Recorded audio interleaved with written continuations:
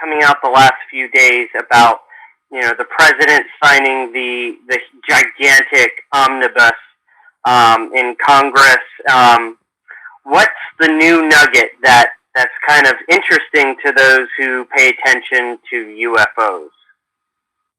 Well, it's the fact that embedded in this Omni Act that's now been signed is the Intelligence Authorization Act for fiscal year 2021, and that has in it language on UFOs, and specifically, or should I say UAP, as the phenomenon is known within government, unidentified aerial phenomena, and specifically, there is a request from the Senate Intelligence Committee to the Director of National Intelligence that a report be produced about the phenomenon within 180 days of enactment. So the clock is ticking.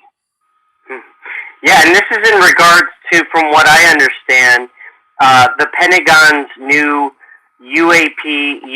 UFO task force. A task force was essentially put together and announced officially by the Department of Defense.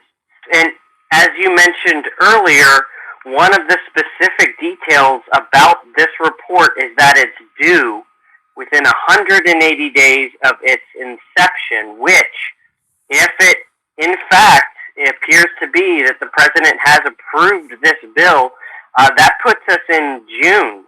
So in June, towards the end of June, the government has to start revealing their reports, their findings on UFOs, correct? That's right, and there's some good news and some bad news here. The good news is that they might even come in early. There's no reason to say they're going to take the full 180 days, so we may well get it at any stage, particularly if I say that they've probably already been working on some of this. The bad news is that a lot of this may still be highly classified, so it's one thing for the Senate Intelligence Committee and the Armed Services Committee and some others in Congress to get this, but I think there are questions over precisely what, if anything, the general public will get. And I think it's important to note and to say and emphasize that the reason why any of this is happening, the reason why this task force was put together, the reason why Senate Intelligence was briefed on this, that senators were briefed on this, that of course the president was briefed on this, is because over the last few years it's come out that the U.S. military pilots and personnel are encountering unknown, fast-moving, weird stuff in the air, and to this day, no determination as to what these things are has been made. Correct?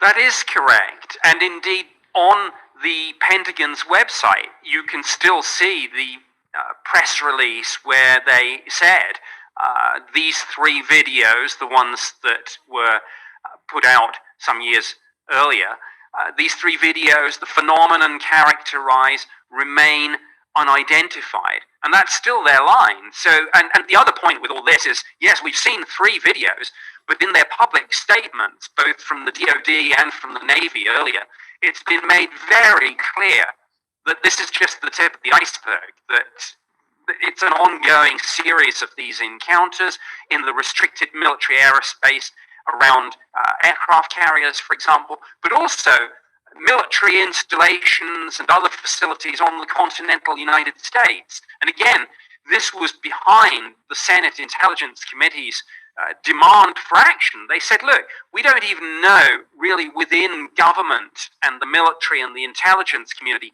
who knows what about this. So firstly, we want some cohesion among government so that we're all sort of singing from the same hymn sheet. And secondly, we want something done about this. We don't want everyone just saying, well, that's interesting. We want people saying, look, half of the people think it's Russia, some people think it's China, some people think it's extraterrestrial. What are we dealing with here? And that's what we're going to try and untangle. But as I say, Whether Congress gets definitive answers is very different from whether the media and the public get them, and it's much less likely, I think, the